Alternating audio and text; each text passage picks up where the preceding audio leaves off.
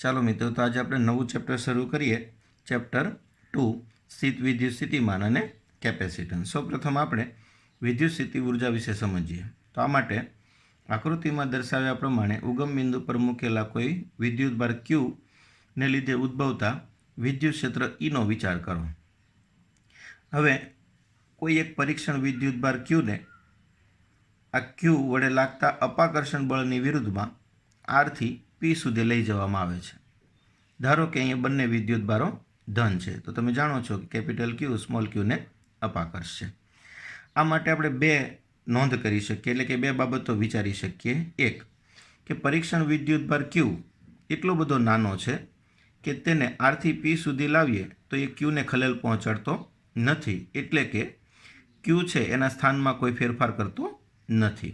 અને બીજી બાબત એ વિચારી શકાય કે વિદ્યુતભાર Q ને R થી P સુધી લઈ જઈએ તો બાહ્ય બળ F એક્સટર્નલ લગાડવું પડશે, જે વિદ્યુતીય બળ એટલે કે કેપિટલ Q વડે સ્મોલ q પર લાગતા અપાકર્ષણ બળને સમતોલે છે.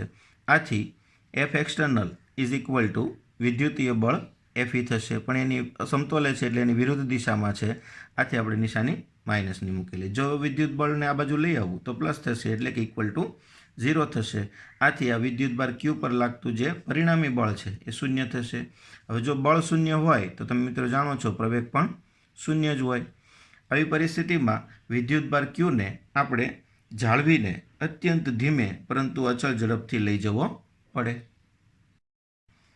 આ સ્થિતિમાં વિદ્યુતભાર Q પર બાહ્ય બળ વડે થતું કાર્ય એ વિદ્યુત બળ વડે થતા કાર્યના ઋણ મૂલ્ય બરાબર હશે. કાર્યનું સૂત્ર મિત્ર તમે જાણો છો, સંકલન F.dr વડે અપાય. તો એ હિસાબે R થી P સુધી વિદ્યુતભારને લઈ જઈએ તો એ દરમિયાન બાહ્ય બળ વડે થતું જે કાર્ય છે એ F એક્સટર્નલ બળ છે, તો સંકલન R થી P F external dot dr વડે અપાશે. અને વિદ્યુત બળ છે Fe, તો એના માટે વિદ્યુત બળ વડે થતું કાર્ય સંકલન R થી P Fe ડોટ dr વડે અપાશે. હવે આ કાર્ય જે છે એ વિદ્યુતભારમાં સ્થિતિ ઉર્જા તરીકે સંગ્રહાય, એટલે કે જો આપણે વિદ્યુતભાર Q ને R થી P સુધી લઈ જઈએ તો આ જે કાર્ય થયું એ કાર્ય વિદ્યુતભાર Qમાં સ્થિતિ ઉર્જા તરીકે સંગ્રહાય છે. હવે મિત્રો તમે જાણો છો કે વિદ્યુત ક્ષેત્રમાં વિદ્યુતભાર Qનું કોઈ બિંદુએ વિદ્યુત સ્થિતિ ઉર્જા ધરાવે, કારણ કે સ્થિતિ ઉર્જા એ સ્થાન અથવા સ્થિતિને અનુરૂપ ઉર્જા છે. તો વિદ્યુતભાર Qની આ ક્ષેત્રમાં કંઈક ઉર્જા હશે, પણ વિદ્યુતભાર Qને આપણે R થી P સુધી લઈ જઈએ તો જે કાર્ય કરીએ છીએ એનામાં સ્થિતિ ઉર્જા તરીકે સંગ્રહાય છે. એનો મતલબ કે વિદ્યુતભાર Qની સ્થિતિ ઉર્જામાં વધારો કરે છે, જે બિંદુ R અને P વચ્ચે સ્થિતિ ઉર્જાના તફાવત જેટલું હોય છે. એટલે કે અહીં આપણે વિદ્યુતભાર Qને R થી P સુધી લઈ જવા માટે જે કાર્ય કરીએ છીએ એ આ બે બિંદુ વચ્ચે સ્થિતિ ઉર્જાના તફાવત જેટલું હોય છે. હવે મિત્રો તમે જાણો છો કે કોઈ પણ બિંદુએ, એટલે કે યાદચ્છિક રીતે કોઈ પણ બિંદુએ સ્થિતિ ઉર્જા આપણે શૂન્ય લઈ શકીએ. જો આપણે R બિંદુ છે તેને આપણે અનંત અંતરે કલ્પી લઈએ તો અનંત અંતરે સ્થિતિ ઉર્જા શૂન્ય લઈ શકાય. એટલે સરળતા માટે આપણે અનંત અંતરે સ્થિતિ ઉર્જા શૂન્ય જ લઈશું. આ માટે R અનંત અંતરે લઈએ તો અનંત અંતરે સ્થિતિ ઉર્જા શૂન્ય થઈ ગઈ. એટલે કે આપણે વિદ્યુતભારને R થી P સુધી લાવવા માટે જે કંઈ કાર્ય કર્યું છે એ સ્થિતિ ઉર્જાના તફાવત જેટલું હતું. તો પછી બે બિંદુ વચ્ચે સ્થિતિ ઉર્જાનો તફાવત UP માઇનસ UR, પણ Rને આપણે અનંત અંતરે લીધેલ છે. આવી સ્થિતિમાં અનંત અંતરે સ્થિતિ ઉર્જા શૂન્ય ગણી તો પછી U ઇન્ફિનિટી બરાબર 0 મૂકીએ તો આ પદ આપણને UP મળશે. એટલે કે વિદ્યુતભારને R થી P સુધી લાવવા માટે જે પણ કાર્ય કરીએ છીએ એ P બિંદુ એ વિદ્યુતભારની સ્થિતિ ઉર્જા ગણાશે. હવે મિત્રો યાદ રાખો કે વિદ્યુતભારને આપણે બિંદુ R થી P સુધી લાવીએ છીએ તો થતું કાર્ય એ લીધેલા માર્ગ પર આધારિત નથી. એટલે કે જો વિદ્યુતભારને આ માર્ગે લાવીએ કે આ કોઈ માર્ગે લાવીએ તો પણ થતું કાર્ય એ સેમ જ મળશે. એટલે કે વિદ્યુતભારને આપણે R થી P સુધી લાવીએ તો થતું કાર્ય એ બિંદુઓના લીધેલા માર્ગ પર આધાર રાખતું નથી, પરંતુ પ્રારંભિક અને અંતિમ સ્થાન પર જ આધાર રાખે છે. અને આ ઉપરાંત મિત્રો ધ્યાનમાં રાખો કે કોઈ બિંદુએ કેટલી સ્થિતિ ઉર્જા છે તે હકીકતમાં અગત્યની હોતી નથી. હકીકતમાં તો વ્યવહારમાં આપણે બે બિંદુ વચ્ચે સ્થિતિ ઉર્જાનો તફાવત જ ગણવાનો હોય છે. આમ આપણે વિદ્યુત સ્થિતિ ઉર્જાને આ રીતે વ્યાખ્યાયિત કરી શકીએ કે અનંત અંતરેથી વિદ્યુતભારને એટલે કે વિદ્યુતભાર Qને વિદ્યુત ક્ષેત્રમાંના આપેલા બિંદુએ લાવતા વિદ્યુત ક્ષેત્રની વિરુદ્ધ કરવા પડતા કાર્યને તે બિંદુ આગળની વિદ્યુત સ્થિતિ ઉર્જા કહે છે. ફરીથી મિત્રો, અનંત અંતરેથી વિદ્યુતભાર ક્યુને વિદ્યુત ક્ષેત્રમાંના આપેલા બિંદુએ લાવતા વિદ્યુત ક્ષેત્રની વિરુદ્ધ કરવા પડતા કાર્યને તે બિંદુ આગળ વિદ્યુત સ્થિતિ ઉર્જા કહે છે. તમે જોઈ શકો છો અહીંયા કાર્ય એ બિંદુએ વિદ્યુત સ્થિતિ ઉર્જા જેટલું છે.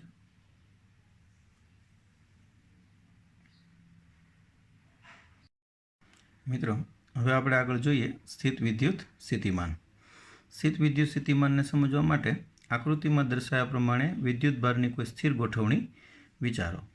હવે આ વિદ્યુતભારોને કારણે ઉત્પન્ન થતા ક્ષેત્રમાં જો આપણે કોઈ વિદ્યુતભાર ક્યુને કોઈ એક બિંદુએથી બીજા બિંદુએ લઈ જઈએ તો તે દરમિયાન ક્ષેત્રની વિરુદ્ધમાં કાર્ય કરવું પડશે. આ કાર્ય એ વિદ્યુતભારમાં સ્થિતિ ઉર્જા તરીકે સંગ્રહિત થાય છે, જે આપણે આગળ ભણી ગયા. આથી ક્યુ વિદ્યુતભારની સ્થિતિ ઉર્જાને આપણે ક્યુ પર થતા કાર્યના સંદર્ભમાં વ્યાખ્યાયિત કરી શકીએ છીએ. આથી આ કાર્ય જે છે એ ક્યુના સમપ્રમાણમાં થશે. જેમ કે કાર્ય બરાબર બળ ગુણ્યા સ્થાનાંતર છે, તો બળ F બરાબર વિદ્યુત બળ QE મૂકી દઈએ તો કાર્ય એ વિદ્યુતભાર ક્યુના સમપ્રમાણમાં થશે. આથી જો આ વિદ્યુતભારને એટલે કે આ બળને આપણે વિદ્યુતભાર ક્યુ વડે ભાગીએ તો મળતી રાશિ એ ક્યુથી સ્વતંત્ર થશે અને આ રાશિને આપણે સ્થિતિમાન તરીકે ઓળખીશું. હવે મિત્રો, તમે જાણો છો કે કોઈ વિદ્યુતભાર ક્યુને ક્ષેત્રમાંના બિંદુ R થી P સુધી લાવીએ તો તે દરમિયાન થતું કાર્ય એ તે બે બિંદુ વચ્ચે સ્થિતિ ઉર્જાના તફાવત જેટલું હોય છે. આથી WRP બરાબર ડેલ્ટા યુ બરાબર UP માઇનસ UR. આથી એકમ વિદ્યુતભાર દીઠ થતું જે કાર્ય છે એને આપણે આ મુજબ લખી શકીએ: W/Q is equal to UP minus URના છેદમાં Q. હવે લસા છૂટો પાડીએ તો આ પદને આપણે આ મુજબ લખી શકીએ. હવે એકમ વિદ્યુતભાર દીઠ થતું જે કાર્ય છે એને આપણે તે બિંદુનું વિદ્યુત સ્થિતિમાન કહેવાય. મિત્રો, યાદ રાખો કે જો વિદ્યુતભાર ક્યુને બિંદુ R થી P સુધી લાવીએ તો તે દરમિયાન વિદ્યુતભાર પર થતું કાર્ય એ તે બે બિંદુ વચ્ચે સ્થિતિ ઉર્જાના તફાવત જેટલું છે. અનંત અંતરે સ્થિતિ ઉર્જા શૂન્ય લઈએ તો આપણે આ બિંદુની સ્થિતિ ઉર્જા બરાબર આ કાર્ય લખીએ છીએ. આવી પરિસ્થિતિમાં આપણે એકમ વિદ્યુતભાર દીઠ થતું જે કાર્ય છે એને એ બિંદુનું વિદ્યુત સ્થિતિમાન કીધું. તો ક્યુ વિદ્યુતભાર દીઠ થતું કાર્ય એટલે વિદ્યુત સ્થિતિ ઉર્જા અને એકમ વિદ્યુતભાર દીઠ થતું કાર્ય એટલે વિદ્યુત સ્થિતિમાન. આથી આ પદને આપણે P બિંદુએ વિદ્યુત સ્થિતિમાન કહીએ અને આ પદને આપણે R બિંદુનું વિદ્યુત સ્થિતિમાન કહીએ. આમ એકમ વિદ્યુતભાર દીઠ થતું કાર્ય એટલે તે બે બિંદુ વચ્ચે વિદ્યુત સ્થિતિમાનનો તફાવત છે. હવે કોઈ બિંદુએ સ્થિતિમાનના ખરેખર મૂલ્યનો કોઈ અર્થ હોતો નથી, પરંતુ બે બિંદુ વચ્ચે સ્થિતિમાનનો તફાવત જ મહત્વનો હોય છે. આથી જો આપણે અનંત અંતરે એટલે કે R બિંદુને અનંત અંતરે કલ્પી લઈએ તો અનંત અંતરે સ્થિતિમાન શૂન્ય લઈએ તો R બિંદુનું સ્થિતિમાન શૂન્ય થશે. આથી આ W/Q ઇઝ ઇક્વલ ટુ આપણને VP મળશે. બીજી રીતે આપણે આમ પણ વિચારી શકીએ કે એકમ વિદ્યુતભાર દીઠ થતું કાર્ય એ વિદ્યુત સ્થિતિમાન છે, તો કાર્ય બરાબર UP માઇનસ URના છેદમાં Q મૂકીએ, પણ અનંત અંતરે સ્થિતિ ઉર્જા આપણે શૂન્ય લઈએ છીએ એટલે UPના છેદમાં Q વધશે. તો બંને રીતે તમે આ પદ મેળવી શકો છો. આમ કોઈપણ બિંદુએ વિદ્યુત સ્થિતિમાન એટલે એકમ ધન વિદ્યુતભારને અનંત અંતરેથી આપેલા બિંદુએ લાવતા બાહ્ય બળ વડે થતું કાર્ય છે. ફરીથી એકવાર, કોઈ બિંદુએ વિદ્યુત સ્થિતિમાન એટલે અનંત અંતરેથી એકમ ધન વિદ્યુતભારને આપેલા બિંદુએ લાવતા બાહ્ય બળ વડે થતું કાર્ય એટલે તે બિંદુનું વિદ્યુત સ્થિતિમાન. આગળ આપણે બિંદુવત વિદ્યુતભારને લીધે ઉદ્ભવતા વિદ્યુત સ્થિતિમાનનું સૂત્ર મેળવીએ. આ માટે મિત્રો, આકૃતિમાં દર્શાવ્યા પ્રમાણે ઉગમ બિંદુ પર રહેલ કોઈ બિંદુવત ધન વિદ્યુતભાર ક્યુનો વિચાર કરો. હવે આ ઉગમ બિંદુની સાપેક્ષે R સ્થાન સદિશ ધરાવતા બિંદુ P એ આપણે વિદ્યુત સ્થિતિમાન મેળવવું છે. તો આ માટે વ્યાખ્યા મુજબ અનંત અંતરેથી એકમ ધન વિદ્યુતભારને P બિંદુએ લાવવો પડે અને એ માટે થતું કાર્ય ગણવું પડશે. હવે આ કાર્ય છે લીધેલ માર્ગ પર આધાર રાખતું નથી, આપણે આગળ સમજી ગયા છીએ. તો એ પરિસ્થિતિમાં માર્ગ આપણે ત્રિજ્યાવર્તી દિશામાં લઈ શકીએ. હવે લીધેલા માર્ગ ઉપર કોઈ બિંદુ P' વિચારો તો આ P' બિંદુ પાસે કેપિટલ Qને લીધે એકમ ધન વિદ્યુતભાર પર લાગતું બળ છે એ આપણે કુલમના નિયમ મુજબ આ મુજબ આપી શકીએ: સદિશ F બરાબર 1/4πε0 Q/R² ઇન્ટુ R'. એકમ ધન વિદ્યુતભારનું મૂલ્ય 1 છે. અહીં R' શું છે તો કે બિંદુ O થી એટલે કે વિદ્યુતભાર Q થી P' બિંદુ સુધીનું અંતર છે અને R' એ OP' દિશામાંનો એકમ સદિશ છે. હવે મિત્રો આપણે એકમ ધન વિદ્યુતભારને લીધેલા માર્ગ પર ધારો કે ડેલ્ટા R' જેટલું સ્થાનાંતર કરાવીએ તો અહીં કેપિટલ ક્યુ વડે એકમ ધન વિદ્યુતભાર પર લાગતા બળની વિરુદ્ધમાં કાર્ય કરવું પડશે અને આ કાર્ય જે છે એ કાર્ય બરાબર બળ ગુણ્યા સ્થાનાંતર સમીકરણનો ઉપયોગ કરીએ તો બળનું મૂલ્ય આપણી પાસે છે એ બળ ગુણ્યા સ્થાનાંતર બળની કિંમત મૂકી દઈએ તો સમીકરણ મળશે ડેલ્ટા W બરાબર -1/4πε0 Q/R² ઇન્ટુ ડેલ્ટા R'. અહીંયા ઋણ નિશાની છે એ બળની વિરુદ્ધમાં કાર્ય થયું એટલે નિશાની માઇનસ મૂકેલ છે. હવે મિત્રો તમે જાણો છો કે આપણે એકમ ધન વિદ્યુતભારને તો અનંત અંતરેથી P બિંદુ સુધી લાવવો છે. આથી થતું કુલ કાર્ય ગણવું પડે તો આવા બધા કાર્યનો સરવાળો કરીએ એટલે આપણને કુલ કાર્ય મળશે. તો એ સમીકરણ આ મુજબ લખી શકાય W બરાબર -∞ થી R સંકલન 1/4πε0 Q/R² ઇન્ટુ dR'.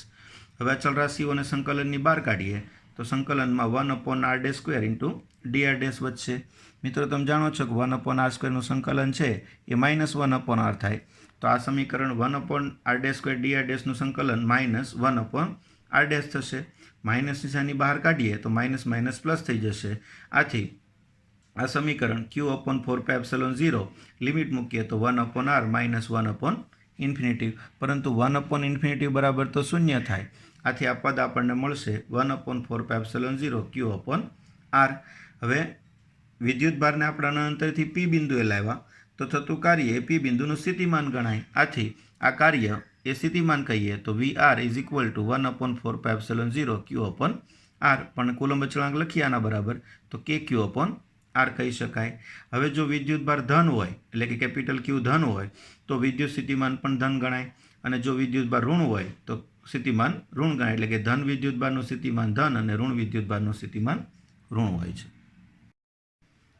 હવે આપણે વિદ્યુત ડાયપોલને કારણે ઉદ્ભવતા વિદ્યુત સ્થિતિમાનનું સૂત્ર મેળવીએ. આ માટે મિત્રો આકૃતિમાં દર્શાવ્યા પ્રમાણે ડાયપોલનું મધ્યબિંદુ ઉગમ બિંદુ પર સંપાત થાય તે રીતે આપણે ડાયપોલને ગોઠવી છે. હવે આ ડાયપોલની જે અક્ષ છે તેની સાથે થીટા ખૂણો બનાવતી દિશામાં R અંતર આવેલા બિંદુ P પાસે વિદ્યુત સ્થિતિમાન મેળવવું છે. તો P બિંદુએ વિદ્યુત સ્થિતિમાન છે એ ધન વિદ્યુતભાર અને ઋણ વિદ્યુતભારને કારણે મળતા સ્થિતિમાનનો સરવાળો થશે. બંનેની કિંમતો છે એ મૂકીએ આપણે તો સમીકરણ આ મુજબ બનશે Q/4πε0 1/R1 -1/R2. ઋણ નિશાની એટલા માટે છે અહીંયા કે ઋણ વિદ્યુતભારનું સ્થિતિમાન ઋણ હોય એટલે નિશાની માઇનસની આવશે. સમીકરણ નંબર 1 આપીએ. હવે જો આપણે આ R1 અને R2ની કિંમતો મેળવવી હોય તો ભૂમિતિનો ઉપયોગ કરીએ. ચલો આ માટે આકૃતિમાં દર્શાવ્યા પ્રમાણે જો આ સદિશ A લઈએ અને આ સદિશ R હોય તો બંનેનો પરિણામી સદિશ સરવાળા માટે સબાચરની રીત વાપરીએ તો આને સમાંતર બાજુ અને આ સદિશને સમાંતર બાજુ દોરી દઈએ તો આ પરિણામી સદિશ થશે. પણ ભૂમિતિ પરથી તમે જોઈ શકો છો કે આ બંને સદિશોની બાદબાકીનો પરિણામી સદિશ છે. આથી પરિણામી સદિશ બે સદિશ વચ્ચેનો ખૂણો θ હોય તો C બરાબર √ની અંદર a² + b² + 2ab cos θ નો ઉપયોગ કરીએ છીએ. પણ અહીંયા બાદબાકીનો પરિણામી સદિશ છે એટલે R12 = R² + a² - 2ar cos θ થશે. જ્યારે જો આ સદિશ A લઈએ અને આ સદિશ R હોય તો એ બંનેનો પરિણામી સદિશ સરવાળાના ત્રિકોણના નિયમ મુજબ પરિણામી સદિશ R2 થશે. આથી R2² = R² + a² + 2a cos θ થશે. હવે જો R is much greater than A હોય તો R² ની સાપેક્ષમાં a² ને અવગણી શકીએ તો આ પદ આ મુજબ મળશે આપણને. હવે આમાંથી R² કોમન કાઢીએ તો 1 માઇનસ અહીંયા એક R છે અંશમાં તો R² કોમન કાઢ્યો એટલે છેદમાં R મૂકી દઈએ તો 1 - 2a cos θ ના છેદમાં R થશે. બંને બાજુ વર્ગમૂળ કાઢી દઈએ અને જો આ સમીકરણને ઉલટાવવું તો 1/R1 બરાબર 1/R અને e⁻½ થશે. હવે આ પદ છે 1/R એ એમનેમ રહેવા દઈએ અને બાકીના કૌંસ છે એને દ્વિપદી વિસ્તરણ પ્રમાણે છૂટું પાડીએ અને 1/Rની એક કરતાં વધુ ઘાતવાળા પદોને અવગણી દઈએ તો એ સમીકરણ છે આ મુજબ થશે 1/R 1 પછી આ -½ છે તેને આની સાથે ગુણાવવાનો આ પદ સાથે એટલે માઇનસ માઇનસ થઈ જશે પ્લસ અને હાફ મૂકીએ અહીંયા તો 2 કેન્સલ થશે એટલે પદ વધશે a cos θ ના છેદમાં આર. હવે 1/r ને અંદર ગુણાવી દઈએ તો આ સમીકરણ 1/r પ્લસ અહીંયા 1/r ગુણાવીશું એટલે છેદમાં r² થશે. આ જ રીતે 1/r2 બરાબર 1/r માઇનસ a cos થીટાના છેદમાં r² મેળવી શકાય. એ નિશાની છે એ માત્ર ફેરફાર છે, અહીંયા માઇનસ હતું તો પ્લસ મળ્યું, હવે પ્લસ છે તો એ નિશાની માઇનસ મળશે. મિત્રો આ 1/r1 અને 1/r2ની કિંમત છે એ આપણે આ સમીકરણ 1માં મૂકી દઈએ તો q/4πε0 1/r1 બરાબર 1/r પ્લસ a cos થીટાના છેદમાં r² મેળવ્યું અને આ માઇનસ નિશાની છે એટલે 1/r2ની કિંમતમાં બંને પદની નિશાની ઉલટાવીએ તો પદ કંઈક આ મુજબ થશે. v બરાબર q/4πε0 1/r 1/r કેન્સલ થશે તો a cos થીટાના છેદમાં r² પ્લસ a cos થીટાના છેદમાં r² એટલે 2a cos theta upon r² થશે. પણ મિત્રો 2aq બરાબર તો ડાયપોલ મોમેન્ટ p છે એટલે આ પદ 1/4πε0 p cos થીટાના છેદમાં r² મળશે, જે ડાયપોલના લીધે કોઈ બિંદુ p પાસે ઉદ્ભવતું વિદ્યુત સ્થિતિમાન છે. હવે મિત્રો આ પદને આ મુજબ પણ લખી શકાય કારણ કે સદિશ p ડોટ r કેરેટ બરાબર p cos થીટા થાય. જેમ કે સદિશ p ડોટ r કેરેટ એટલે સદિશ pનું મૂલ્ય, r કેરેટનું મૂલ્ય અને cos થીટાનો ગુણાકાર. પણ r કેરેટનું મૂલ્ય તો 1 છે એટલે આ પદ મળશે આપણને p cos થીટા. આમ આ જે છે એ ડાયપોલને લીધે કોઈ પણ બિંદુએ ઉદ્ભવતું વિદ્યુત સ્થિતિમાન છે.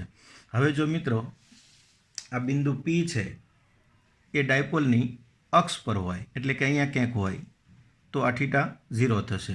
આથી આ પદની અંદર cos 0 બરાબર 1 થાય તો પદ મળશે ડાયપોલની અક્ષ ઉપર વિદ્યુત સ્થિતિમાન v બરાબર 1/4πε0 p cos થીટાના છેદમાં r².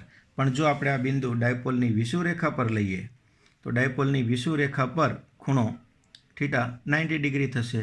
આથી cos 90 બરાબર 0 થાય તો આવી પરિસ્થિતિમાં ડાયપોલની વિષુવરેખા પર વિદ્યુત સ્થિતિમાન 0 મળશે. હવે મિત્રો અમને જોઈ શકો છો સૂત્ર પરથી કે વિદ્યુત સ્થિતિમાન માત્ર r પર જ નહીં પરંતુ સદિશ r અને p વચ્ચેના ખૂણા ઉપર પણ આધાર રાખે છે. હવે ડાયપોલને લીધે ઉદ્ભવતું વિદ્યુત સ્થિતિમાન તમે જોઈ શકો છો મિત્રો કે r² વ્યસ્ત પ્રમાણમાં છે, જ્યારે આપણે અગાઉ બિંદુવત વિદ્યુતભારનું વિદ્યુત સ્થિતિમાન મેળવ્યું કે q/r તો એ r વ્યસ્ત પ્રમાણમાં હતું.